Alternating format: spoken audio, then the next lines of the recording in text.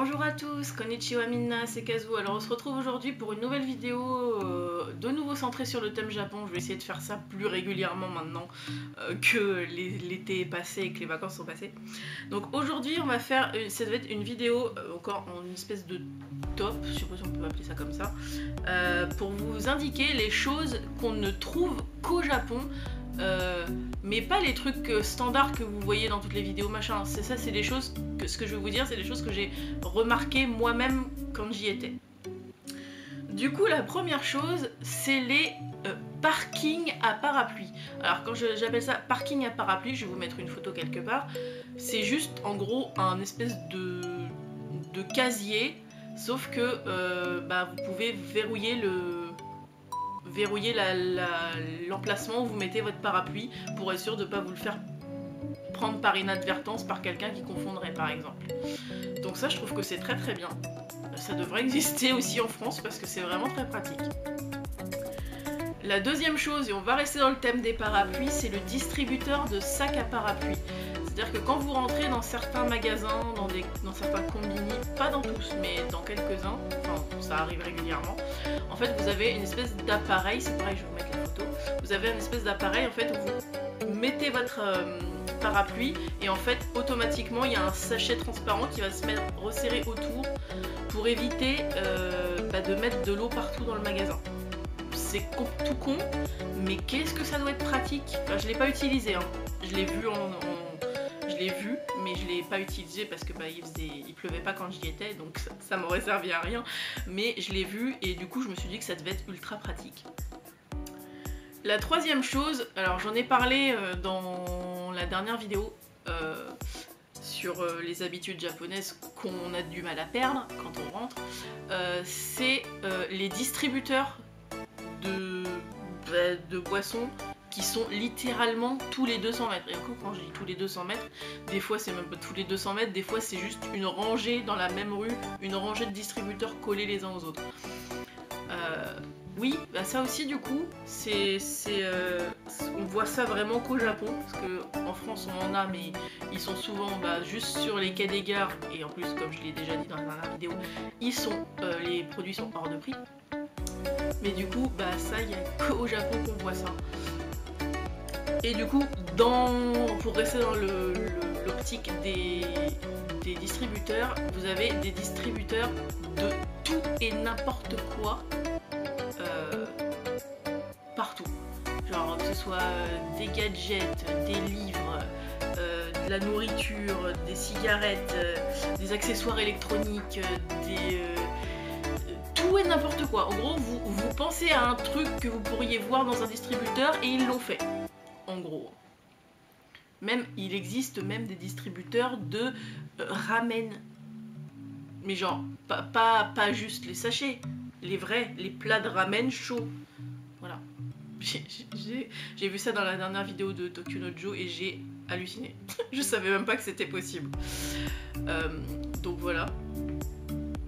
La cinquième chose, et j'ai vu ça une seule fois, j'ai jamais réussi à retrouver où c'était, les magasins de fruits dont les fruits sont tellement chers qu'il n'y a pas d'étiquette de prix. Alors on pense toujours peut-être que c'est une légende urbaine ou quoi, non, c'est vrai.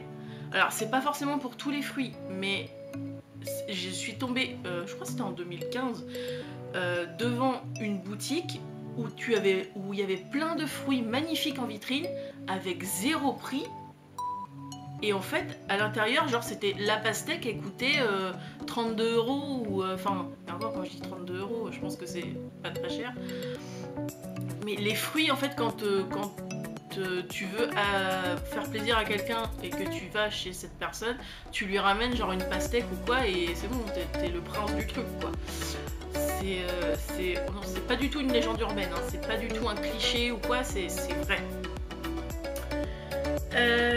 La sixième chose, c'est les écrans ultra méga géants sur les immeubles. On voit ça surtout sur les gros trucs, genre le carrefour de Shibuya, genre quoi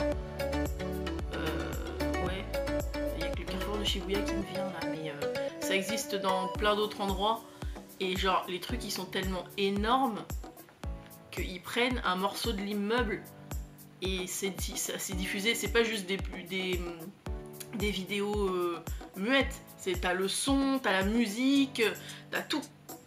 Et ça perturbe personne, c'est normal en fait. Tu fais ça ici et t'as des plaintes de tout le voisinage. La 7e chose que j'ai vue, je l'ai vue une fois mais ça m'avait halluciné, c'est les poussettes pour chiens. Alors c'est pas juste genre ils ont reconverti la poussette du bébé en poussette à chien, non non, c'est une vraie poussette qui a vraiment été étudiée pour les chiens, ou les chats d'ailleurs. Je savais même pas que c'était possible en fait. J'en ai croisé une fois en 2018 je crois. Et j'ai regardé passer le truc en mode ok. Dans ma tête c'était en mode mais c'est un chien, il peut marcher en fait. Pourquoi vous faites ça? J'ai pas compris le... Mais voilà, du coup faut savoir, ça existe. Alors je vais encore en reparler. Encore. Je crois que j'ai dû en parler dans presque toutes mes vidéos sur le Japon. Les combini. Ça me manque tellement que j'éprouve le besoin d'en parler à toutes les vidéos. Mais c'est vrai. C'est vrai, ça n'existe qu'au Japon. Et encore peut-être que ça existe dans tous les pays asiatiques, mais en tout cas en Europe, ça n'existe pas.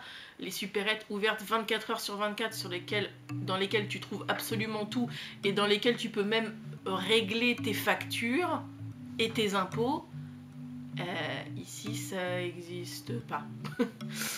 Et c'est bien dommage, parce que ce serait tellement pratique, mais avec les lois françaises sur le travail, je pense que ça passerait pas du tout. La 9e chose, c'est les supermarchés intégralement consacrés à l'électronique. Alors ici on a des supermarchés genre, enfin des chaînes plutôt, genre boulanger, tout ça, où il y a beaucoup d'électronique dedans, mais pas que de l'électronique dedans, vous avez du gros électroménager, vous avez... voilà. Mais là je vous parle de vrais supermarchés intégralement consacrés à l'électronique. Je crois que le nom je crois que c'est le nom d'une de ces chaînes, c'est Bic Camera, je crois. Et effectivement, quand vous rentrez dedans, c'est uniquement ça. Genre, c'est les accessoires, c'est les appareils en eux-mêmes, c'est le câblage, mais que pour l'électronique. Et encore une chose, la dernière chose dont je vais pas vous parler, et qui me manque aussi, c'est les 100 yen shop. Alors on a en France quelque chose qui ressemble un peu aux 100 yen shop, c'est les supermarchés Action. Je ne suis pas sponsorisée, je précise. Où c'est globalement le même principe, mais les 100 yen shop restent quand même le top. C'est pas cher du coup, parce que 100 yens. Alors il faut savoir que c'est un nom global, hein. Tout n'est pas à 100 yens dedans, mais en gros ça va pas plus loin que genre 1000 yens ou voilà, c'est entre 100 et 1000 yens. Je veux dire, ça va pas dépasser, vous n'allez pas vous retrouver avec des trucs à 20 000 yens ou non, c'est pas le principe du magasin. Alors que chez Action, vous avez rien à 20 000, enfin 20 000 yens, je sais pas combien ça fait en euros, je vous mettrai le truc là aussi si vous voulez. Mais chez Action, vous avez un peu tous les prix. C'est pas cher, mais il y a des trucs où des fois on se dit ah quand même, alors qu'on peut pas se dire ce genre de choses dans un 100 yen shop. Voilà, donc cette deuxième vidéo est déjà terminée. J'espère qu'elle vous aura plu. Pensez à la liker, à la commenter et à la partager. Pensez aussi à vous abonner et à activer la cloche de notification pour ne pas oublier, pour ne pas louper les prochaines vidéos. Et moi je vous dis à la prochaine. Ciao ciao.